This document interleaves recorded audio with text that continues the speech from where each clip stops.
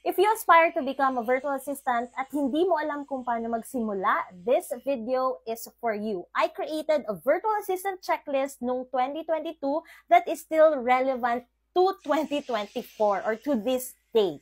So, i-walk through ko kayo dun sa ginawa kong checklist, and by the way, it's for free. Pwede nyo na siyang i-download. Nasa Facebook group ko lang siya. Mahirap talagang magsimula ng virtual assistance career mo, lalo na kung hindi ka or nahihirapan ka, saan ba talaga magsimula? So I hope this checklist that I'm going to explain will help you kickstart your career. By the way, my name is April, and I've been a VA for 7 years, I guess. And nagkaroon na din ako ng mga paid courses that I have helped virtual assistants or aspiring virtual assistants na mag-kickstart sa kanilang career. Now, hindi na ako nagbebenta ng course, but I am doing this for free, yung pag-walkthrough and paggawa ng mga content for those who aspire to become a virtual assistant. And yes, ang pagiging virtual assistant is not for everyone at hindi ito para sa mga tao na madaling ma-discourage kasi meron talagang chances or marami talagang instances na magkakaroon tayo ng failure when it comes to applying for a job or creating your first portfolio or creating even following the steps ng checklist na to. But as long as you believe in yourself, then tell yourself that you can do it and kakayanin mo yung mga darating na mga challenges sa'yo. The first step is getting your equipments ready. So, meron tayo ditong equipment checklist. So, first, of course, is a laptop or a desktop. Magkakaroon ka lang ng debate sa sarili mo whether if you want a laptop or a desktop. But highly recommended for me is to get a laptop para meron kang flexibility. You can travel or you can go anywhere and bring your work anywhere, especially if short lang yung magiging vacation mo or vacation leave mo. So, ayun, for flexibility.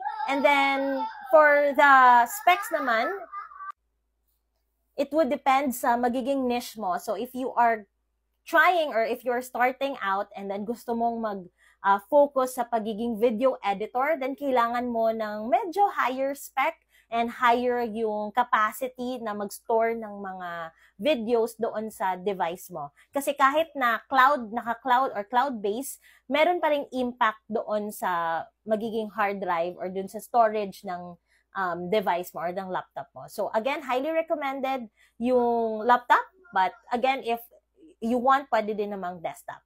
But if you are trying to become like a virtual assistant, like magiging executive assistant or doing admin task, hindi naman masyadong hardcore yung mga kailangan mong gawin or mga pagsisave ng mga files, then pwede lang din yung mga hindi masyadong malalaki or yung masyadong mamahalin ng mga specs yung gagamitin. At least malapit dun sa current na generation or current na mga processor. So, example, meron tayong i7, so at least meron kang i5 or latest generation ng i3. So, I think merong 8th gen na ng i3 for Intel Core. And then, if you are using Mac naman, highly recommended, syempre, yung mga M1, M2 na mga versions. But do not invest in something that you are not sure of. Kailangan mo munang pag-isipang mabuti if you're going to invest in this, or kailangan mo munang mag-rent ng mga laptops kung meron mang nagpaparenta ng mga laptops sa inyo, for you to test the waters or i-test mo muna ito. Do not buy yung mga mamahalin ka agad or kahit na mangutang ng mamahalin ka agad kung hindi ka naman sure. Marami din ng mga mura na magagaling din or maganda din yung mga performance ng mga second hand. Next is an internet connection, anything na fast. So, for example, siguro yung mga 5 Mbps to 200 Mbps or I'm not sure ano yung pinakamataas na Mbps or speed now. Pero wag kang mag-invest dun sa masyadong mabilis na hindi ka naman sure pa din dito sa ginagawa mo. So, you have to weigh your decisions. So, in getting your internet connection, kailangan mong i-consider din na kung frequent yung magiging parang calls mo, kailangan mo talaga ng mabilis na internet connection. Kung frequent yung, example nga, kung magiging video editor ka or graphics designer, kailangan mo mag-render ng malalaking mga files, then you have to have a very fast internet connection. Next is a headset. So, a working headset is fine. Or kahit yung headset lang ng cellphone mo as long as pwede siya sa laptop para pag nakikipag-usap ka sa client mo, naririnig mo siya ng mabuti. Kasi nagkakaroon tayo ng miscommunication minsan, lalo na kung medyo basag-basag yung dating or yung audio output. So, at least a headset that is working, that's fine. At saka syempre yung microphone na pwede naman doon or compatible naman doon sa device mo. And naririnig ka ng klaro ng kausap mo or ng client mo. Next is a work table. Kailangan mo ng work table because kung nasa kama ka lang nagtatrabaho, may isipan mo talaga 100% na makatulog or something. Pero if you don't like to acquire or wala ka pang capacity to buy a work table, then improvise, okay lang din sa kama, pero wag kang nakahigang nagtatrabaho. Pwede kang magtrabaho ng nakaupo doon sa ilalim and then yung laptop mo nasa kama para maganda yung dating or yung impression mo sa client mo kasi minsan they check your workstation or your work table. So, kailangan mong maging prepared. Next is a comfortable chair. Hindi naman kailangan na bumili ka ng masyadong mamahaling umabot ka talaga sa gaming chair, but at least a table or at least a chair that you are comfortable na pag nag-work ka, hindi ka na bother or hindi ka nangangate, hindi ka patayo-tayo, and again, hindi ka comfortable. But you don't need to invest in a comfortable chair yet.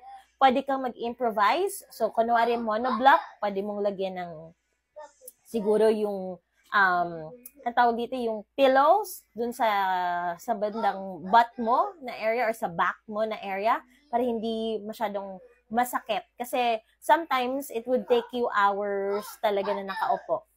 Next is a work area. As much as possible, malayo ka doon sa noise ng mga anak mo if you have kids.